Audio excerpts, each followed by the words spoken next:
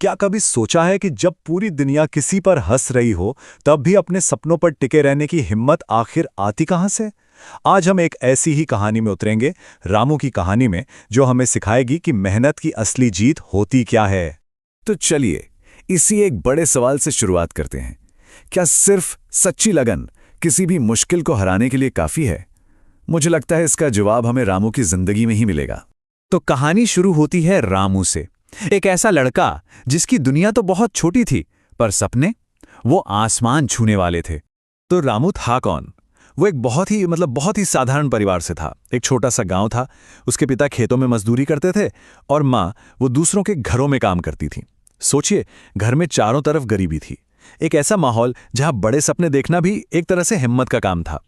और यहीं पर कहानी का जो असली टकराव है वो सामने आता है। देखिए, एक तरफ थे रामू के हालात, गरीबी, मजबूरी, और दूसरी तरफ उसके बड़े बड़े सपने, उम्मीद से भरे हुए। मतलब एक तरफ जमीन और दूसरी तरफ आसमान। और बस इसी फर्क ने रामू की पूरी कहानी को बनाया। सपने देखना, हाँ, वो तो आसान था, पर उन सपनों तक पहुंचने का जो रास्ता था ना, वो फूलों से नहीं बल्कि कांटों से भरा था। चलिए देखते हैं कि रामू का यह सफर कितना मुश्किल था। रामू का हर एक दिन, सच कहूं तो किसी तपस्या जैसा था। जरा सोचकर देखिए, सुबह के 4 बजे जब हम सब सो रहे होते हैं, वो अपने पिता के साथ खेतों में काम कर रहा होता था। फिर दिन में स्कूल जाता, और रात जब पूरा गांव सो जाता, तब एक छोटी सी लालटेन की रोशनी में उसकी पढ़ाई शुरू होती थी। उसके सपने जागते थे।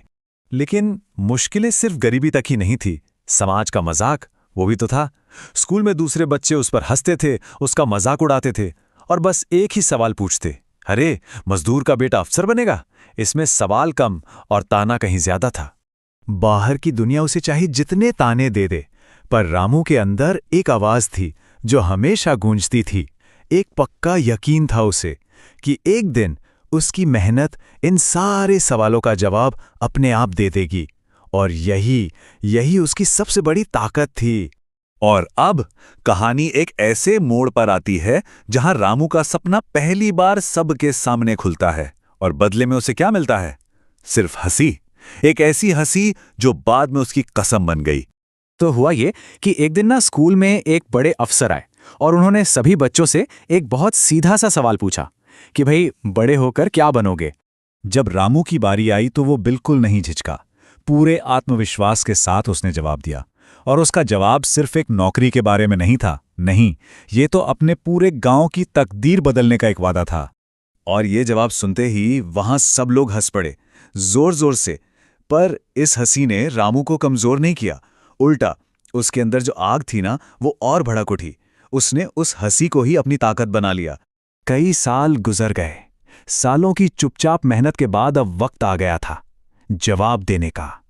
कहानी अब उस मोड़ पर है जिसका हम सबको इंतजार था, रिजल्ट का दिन।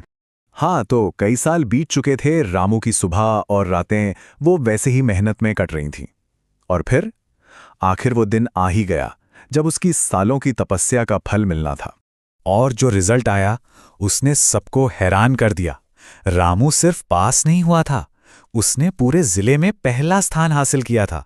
सोचिए, ये उस लड़की की जीत थी जिस पर कभी सब हंसते थे। और बस वक्त ऐसे पलटा कि जो गांव कभी उसके सपनों का मजाक उड़ाता था, आज उसी के नाम का जश्न मना रहा था। जो लोग ताने मारते थे, आज वही उसके माता पिता को बधाई दे रहे थे। वो हंसी आज तालियों में बदल चुकी थी। पर रामू की ये कामयाबी सिर्फ एक एग्जाम पास करना नहीं था। नहीं, ये जिंदगी का एक बहुत बड़ा सबक था। तो इस पूरी कहानी से असली सीख क्या मिलती है? जब सब लोग उसकी वाहवाही कर रहे थे, तब रामू ने बड़ी सादगी से एक बात कही। उसकी आंखों में खुशी के आंसू तो थे, पर बातों में जरा भी घमंड नहीं था।